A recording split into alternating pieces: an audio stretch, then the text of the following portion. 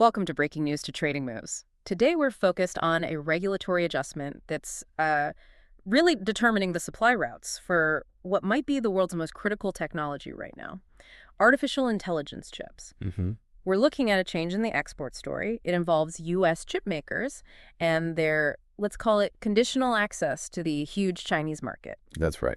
Okay, so let's get into this development and what it means, the specific consequences for all the different players in this whole tech ecosystem. And that is exactly what we're here to do. What we have is a very specific, very conditional regulatory outcome. Right. So we're going to examine the consequences for companies based on this decision. Yeah. And, it's not just about the immediate revenue. We're looking at the structural effects that cascade down the entire supply chain. Okay. We'll be zeroing in on the market movements and the dynamics that are outlined, really detailing the winners, those who gain revenue, and the losers, who are now facing these new cost burdens or maybe a diminishing market standing. So the headline itself is pretty direct, and it does change the conversation around U.S. tech export control. It absolutely does. The United States has approved the export of Nvidia's H200 artificial intelligence chips to certain pre-approved customers in China. This isn't, just opening the floodgates. Not at all. It's very targeted. It seems like a very specific conditional approval for one of the most powerful computing components out there right now. And we should probably pause on that for a second to really get why the H200 chip from Nvidia is so central to this whole thing. Good point. It's not just another processor. The H200, it really represents the absolute peak of current high-performance AI computing. And that's because of the memory, right? That's it, exactly. Mm. It's because of its massive amount of high-bandwidth memory, or HBM3E. The capacity and the speed of that memory are just crucial for training the biggest, most sophisticated generative AI models. The ones that need, just incredible amounts of data fed into them constantly. And incredibly quickly. Compared to what came before, the H200 offers a technological leap that Chinese companies absolutely need if they want to stay competitive in AI development globally. So getting access to this specific piece of tech isn't just a commercial preference. It's really a strategic necessity for anyone who's trying to build a world-class AI system. A complete necessity. But the framework here, it goes beyond just NVIDIA. The material shows that Intel, that's ticker INTC, and Advanced Micro Devices, ticker AMD, they'll also be allowed to export some of their data center chips under this same framework. Right. Which suggests the U.S. government has kind of set up a standardized mechanism for managing the sale of this high-end silicon into the region. And that standardization is a really key element here. This approval, it's a clear departure from the earlier restrictions, which had, for the most part, cut off access to these premium products entirely. A total block, basically. A total block. The fact that the highest performance chips, the actual tools you need for state-of-the-art model training, are now permitted for sale, even with conditions, that reintroduces a major buyer back into the global supply picture. Okay, and this is where we get to the financial mechanism that makes this whole thing so unique. This is where regulatory policy becomes commercial policy. Exports are only approved for customers who meet certain criteria, what they're calling approved customers in China. And the main condition is mandatory. And that big one. A compulsory 25% surcharge must be applied to those sales. Precisely. And this mandated premium is what we really need to analyze because it's central to the whole market impact. It's not an ordinary tariff. It's not a simple tax. How does it function then? It functions as a regulatory lever that enforces a minimum cost for accessing U.S. technology. So if an H200 chip costs, let's just say for argument's sake, $30,000. Okay. The approved Chinese buyer has to pay an extra $7,500 on top of that, purely as a regulatory premium. And this guaranteed premium, it serves a couple of purposes. For the U.S. chip makers, it ensures they keep their profitability high, which they can then, reinvest into more R&D to maintain their tech lead. And for the U.S. government. For the government, it serves as a measure of control. Access is allowed, but the price of that access is dictated, and it's elevated. Wait a second. If the surcharge is mandated by a regulation, where does that money actually go? Does that 25% go to the U.S. Treasury like a tariff would? Or does it just guarantee higher profits for NVIDIA and the others? That's a very sharp question. And, based on the structure here, it appears to function as a mandated price floor. The premium accrues to the seller, not the Treasury. So not a tariff in the traditional sense. No, not at all. This is designed to ensure maximum commercial benefit for the U.S. corporations while they meet compliance. For a company like Nvidia, this translates directly into increased total revenue capacity. The cost of making the chip stays about the same. So their margins on this sale is just balloon. They do. This mandatory premium lets them capture revenue from a market that was, completely off limits before. It just drastically raises the ceiling on their potential earnings.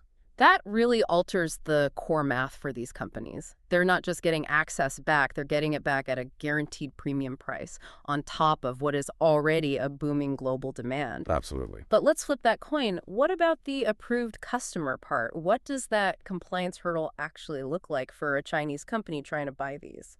Well, that approved customer designation, it maintains a critical element of strategic control. You make sure that the advanced capabilities of the H200 are channeled towards specific, permissible uses. So there's a vetting process. A rigorous one, I would imagine. Yeah. It probably involves auditing the end user's intended use. For example, making sure the chips are only for commercial AI development, maybe academic research, and not for sensitive military or state security applications. So even if you have the money, the sale isn't guaranteed. A big Chinese cloud platform might get approved to buy thousands of chips for their public cloud, but a smaller company with, let's say, ambiguous state connections might be completely barred. Immediately barred. That adds a layer of operational complexity and, potentially some real delays to the procurement process for the Chinese buyers. So it's not a smooth process for them. Far from it. They have to prove compliance, meet the standard. It's not a frictionless commercial exchange. They get the better tech, but they absorb both that 25% cost premium and the burden of all this regulatory oversight. So when you look at the whole financial picture, this one decision could unlock billions in extra revenue for the U.S. chipmakers. Nvidia, Intel, AMD. While at the same time imposing a very clear structural cost on the global competition to build out these AI data centers. And the market has certainly reacted to that. The market caps of these chip makers have responded because this added revenue capacity is big enough to require a complete reassessment of their growth paths. And when you compare this new conditional framework to the old one, the total ban, It's night and day. it's a clear progression from zero access to a high-cost, controlled access. And given the scale of AI spending in China, even this partial conditional access is a huge volume opportunity for those three chip makers. It moves the needle from maybe a few hundred million in restricted lower-end components to potentially billions in high-value data center sales. Okay, so why does a rule change for one specific chip model, even a powerful one like the H200, affect everyone all over the world? For anyone listening, what are the key dynamics you need to get? Well, I think it comes down to three things: fresh growth capacity, sustained pricing power, and the resulting crunch in global supply. Let's break those down. Let's start with the growth leg. U.S. chip makers were basically blocked from a major market. What does regaining even this conditional access do for their revenue potential? It provides them with a fresh, immediate source of growth. I mean, think about it. Global demand for AI compute is already way ahead of manufacturing capacity. Right, the race to build large language models is driving all of that. Exactly. So adding back the ability to sell to China, even with the surcharge, means opening up a new, very lucrative revenue stream that was previously just capped at zero. This essentially raises the ceiling on their total addressable market. This is revenue that wasn't in their forecast before? Not at all. Without this change, their future growth would have been totally reliant on Western markets and, some smaller global regions. This policy adjustment just removes that regulatory constraint. Which makes the math for an investor pretty straightforward. Higher revenue capacity means better forecasts, and that justifies higher valuations for the chip makers and everyone in their supply chain. It's a direct line. Okay, let's pivot now to the impact on pricing power. How does selling to China at a 25% premium affect the global price for AI chips for everybody else? This is a powerful feedback loop, and it's probably the most important non-obvious consequence here. This decision actively supports very high AI pricing across the board, globally. How so? Well, think about it. If the highest volume buyers in the Chinese market are willing, and in fact mandated, to pay a 25% premium just to get the H200, it establishes an incredibly high reference point for the value of that compute. It proves how essential it is. It proves that this hardware is absolutely mission critical to their competitive strategy. They have to have it. So if a company like Baidu or Alibaba pays, let's say, price X plus 25%, then a Western buyer paying just X feels like they're still getting a deal. It confirms the value of the hardware itself. Precisely. It prevents any downward pressure on pricing in other markets. when demand is already higher than supply. The fact that a major market is paying an enforced premium removes any incentive for the chip makers to lower prices for anyone, anywhere. So it locks the price structure at the high end? It locks it firmly at the high end. It supports high pricing everywhere, North America, Europe, you name it. The regulatory condition becomes a commercial anchor for global price stability at a premium level. Okay, that leaves the final point, which affects the rest of the ecosystem directly. Supply dynamics.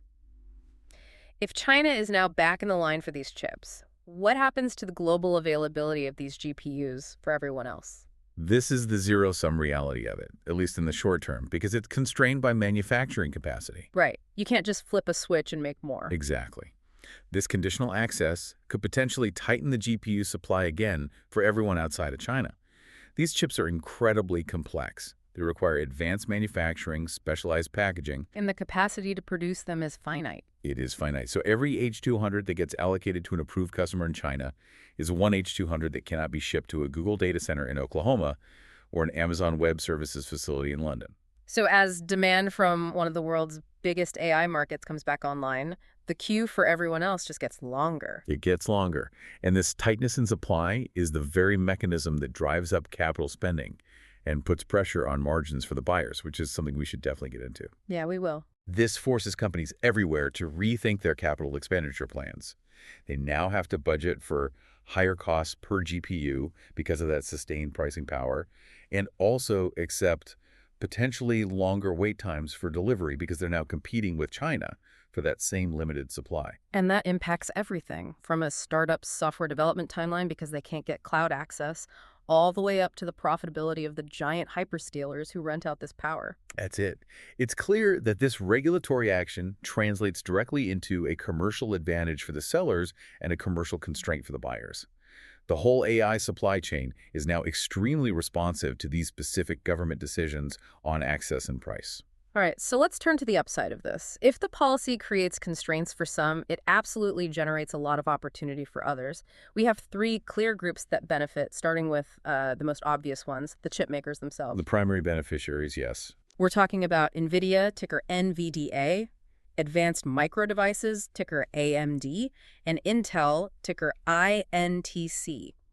These are the companies whose most valuable products are now flowing overseas again under this new conditional deal. And the mechanics of their advantage are, well, they're simple, but they're powerful. They get access back into a key growth market that had been essentially locked down. Right. For a while there, global AI demand was just exploding, but the chip makers were facing a hard cap on their total market because of regulatory hurdles in one specific place. And now that cap is gone. It's partially released, and the demand is immediately directed to the incumbent U.S. leaders. And like we said, it's not just volume, it's premium volume. This is added revenue capacity stacked right on top of already very strong global AI demand. And for a business that relies on complex capital-intensive manufacturing, any sudden increase in the market for your most profitable product is a massive boost to the top line. And their return on capital. And critically, their return on invested capital. Yes. And that 25% surcharge, it just reinforces the whole thing. It does. It guarantees they secure high margins because that premium is just not negotiable. For the Chinese buyers, the need for the H200 is so high that the 25% mandated cost just becomes the price of admission. They have no choice but to pay it. They don't. Yeah. And their willingness to absorb that cost ensures that the chip makers capture the maximum possible revenue from this reopened market without having to worry about any pricing competition. So, in effect, they sell more chips, and they sell them at a structurally guaranteed higher price than they would have otherwise. For Nvidia, especially, which just dominates the high-end GPU market, this conditional approval reinforces their leadership, and it turns what was a major regulatory risk into a commercial benefit. We should also remember the other players here. Intel, INTC, and AMD, they're often in NVIDIA's shadow, but Sure. the fact that their data center accelerators are included in the same conditional approval means they also get to benefit from this market reentry. It gives them an extended runway for their competing products, making sure they can also get a piece of this premium-priced growth opportunity. So the move validates the competitive position of all three of these major American tech suppliers. It does. Okay, but the demand doesn't just stop at the chip. It cascades down the chain. Every single chip needs a home. That's right. Which brings us to the AI server and data center hardware suppliers. the companies that build the actual machines that house and cool these incredibly powerful processors. And here we're focusing on companies like Supermicro, ticker SMCI, Dell Technologies, which is DELL, and Hewlett-Packard Enterprise, HPE. These are the system integrators. They're the systems integrators and the engineers of the modern ultra-high-density data center. So why do they win? It's pretty simple supply chain physics, isn't it? Every single H200 chip order means you need more high-spec AI servers, more high-density racks, and all the specialized storage that goes with them. And this is a really crucial distinction to make. An H200 is not meant for a standard server. It demands a specialized infrastructure to work well in large clusters. What does that include? Well, it includes systems that support high-speed interconnects, like NVLink, and increasingly it means advanced liquid cooling systems, because these chips just generate a massive amount of heat. So when a big Chinese cloud provider buys thousands of H200s, they automatically generate a corresponding non-optional order for all the server gear that goes around it. And it's often custom designed. So this doesn't just drive volume for these companies, it substantially improves the mix of products they're selling into China. The hardware required is typically the most expensive, highest spec equipment they make. Which translates directly into higher average selling prices. That increase in the average selling price per unit is incredibly important for the financial health of these hardware suppliers.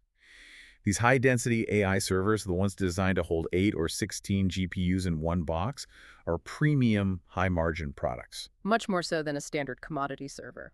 Oh, absolutely. So more builds in China focused on H200 deployment naturally elevates the financial performance and product mix for SMCI, DELL, and HPE.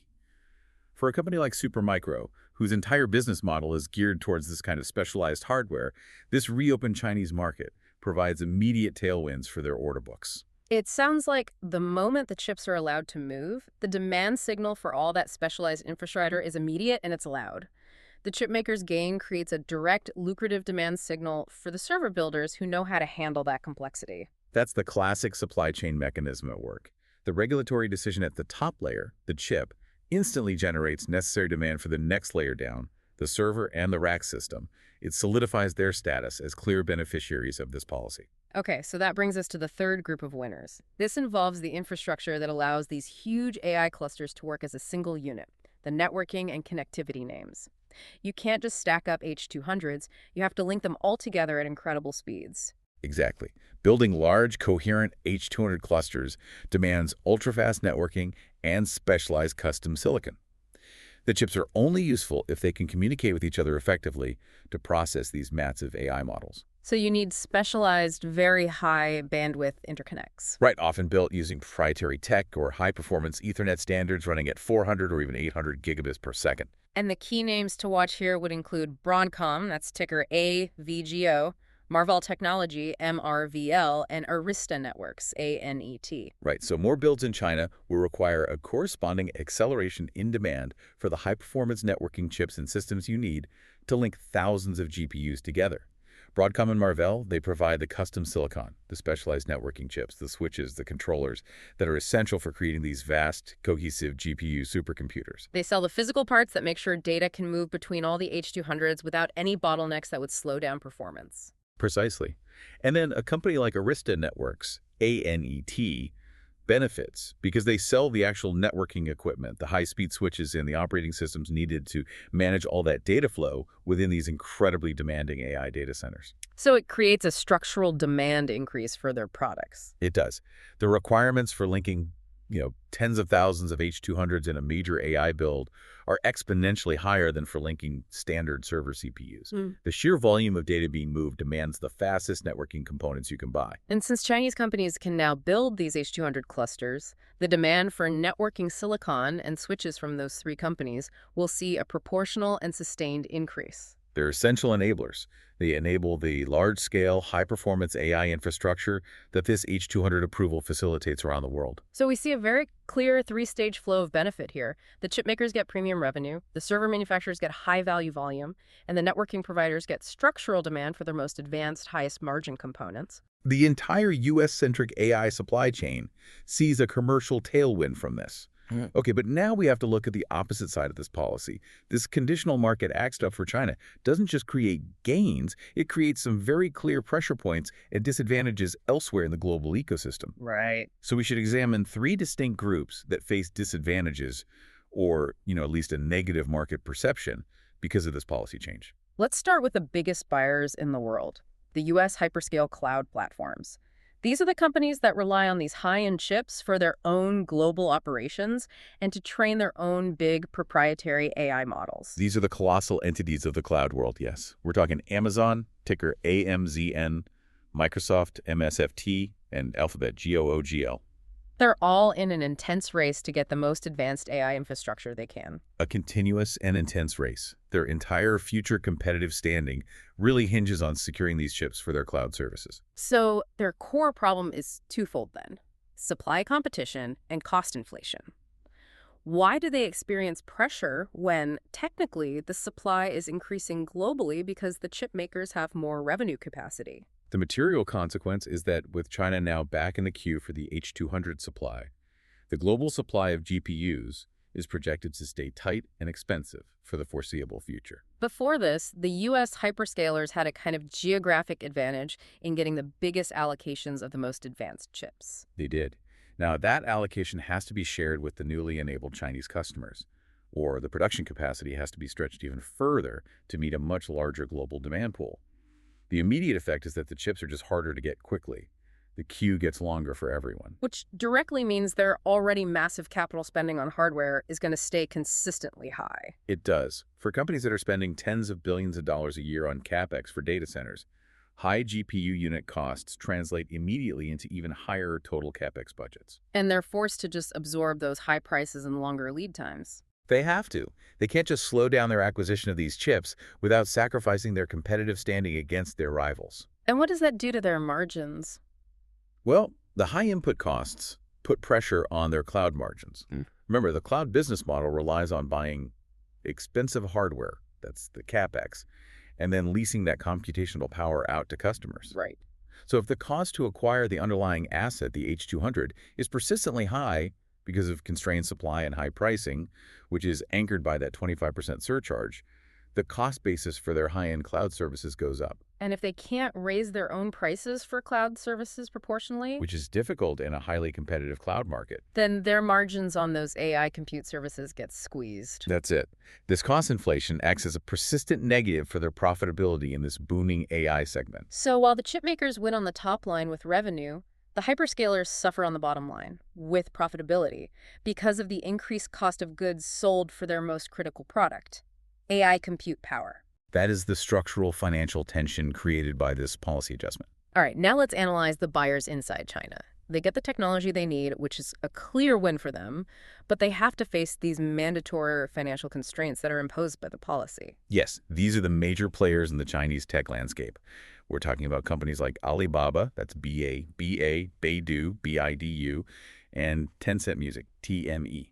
These companies represent sectors that are highly reliant on advanced compute for their AI work. Foundational models, advanced search engines, complex content delivery, they need this tech. So access is granted, but it comes with that mandatory premium. So they get the superior AI chips, which is a technological necessity for them, but they have to absorb that mandated 25% surcharge. That's a direct, substantial, and non-optional increase in their CapEx for their core AI infrastructure. To put that cost into context, imagine you're the CFO of Baidu or Alibaba, and you see a mandatory 25% tax tacked onto your most mission-critical CapEx budget. Now multiply that increase across thousands of units, and the total financial burden becomes immense. This is capital that can't be spent on hiring more engineers or marketing or expanding infrastructure somewhere else. And as we noted, they also have to adhere to those restrictive approved customer rules, which adds compliance friction and operational complexity. And that friction is important. Yeah. The approved customer status implies this ongoing bureaucratic layer to procurement. It could slow down their deployment timelines, add operational overhead that their Western counterparts don't have to deal with. And the combination of higher costs and compliance hurdles? What does that do to their ROI? It places immediate pressure on the return on investment for their internal AI projects.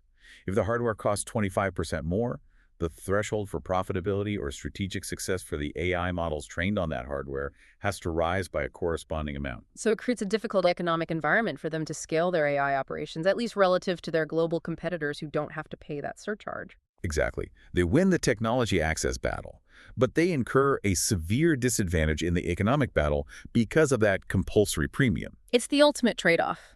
Superior performance in exchange for dramatically higher costs and mandatory regulatory friction. The policy enables technological parity while guaranteeing a commercial disparity. That's a great way to put it. Finally, let's look at the market narrative consequences. We're talking about companies that strategically position themselves as the necessary alternatives back when the primary U.S. supply of high-end GPUs was totally blocked from the global market. These would be names like Cloudflare, ticker NET, Akamai Technologies, AKAM, and maybe Snowflake, SNOW.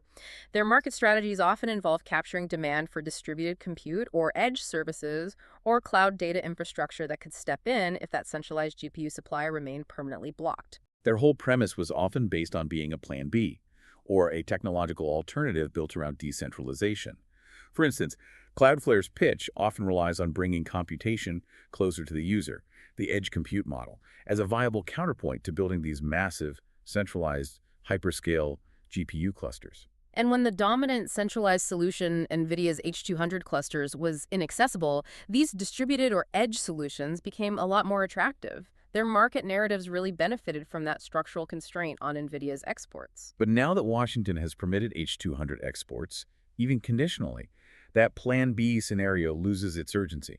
It loses its viability. The pressure on customers to pivot away from the powerful centralized Nvidia stack because of a regulatory block is now substantially weaker. So the outcome reinforces the market position of the incumbent centralized AI architecture. It does. The Nvidia-centered AI stack remains dominant in the marketplace because its performance advantage for training large models is just so compelling. As long as H200 access is available globally, even with a surcharge, the world's large customers will prioritize getting that best-in-class, centralized performance. Which diminishes the urgency for customers to pivot to these alternative infrastructure providers. And that puts pressure on the growth trajectory and the market perception of companies like Cloudflare, Akamai, and Snowflake, at least in this specialized AI compute space. So their market advantage, which was derived from a closed system, is eroded by the opening of that system, even if the door is only partially ajar and it costs 25% more to walk through. The narrative they were built on has been undermined.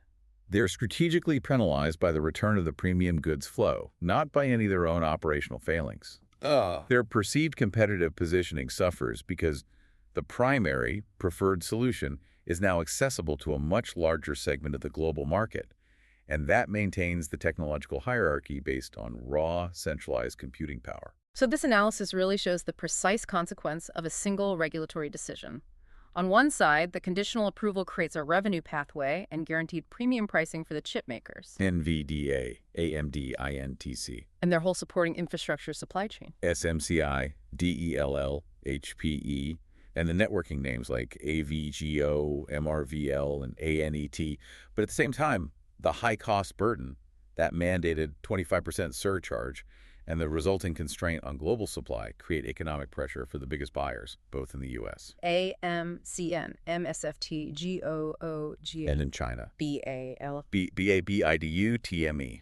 And the mere existence of this conditional access weakens the competitive pitch of the alternative compute plays like NET, AKAM, and SNOW. It's a deliberate mechanism of controlled commerce, it seems. The chips are allowed to move, but only at a mandated premium that serves to protect the commercial viability and the reinvestment capacity of the U.S. technology leaders. And if we look closely at this mandatory pricing structure, the reliance on the surcharge indicates a new strategy. It's control through financial means rather than an outright ban. Right. And this raises an important question for you to think about. If future access to advanced technology is increasingly dictated by these mandated pricing premiums, what might that mean for the general pricing structure of all future generations of AI technology? Will regulatory costs become a permanent, embedded feature of the highest-end compute hardware globally, effectively creating a structural cost inflation for the entire AI industry for years and years to come. That is an essential thought to carry forward as we watch this all unfold. Thank you for joining us. And we must state clearly that this is not financial advice or any buy or sell recommendations. This is purely the opinion of the author.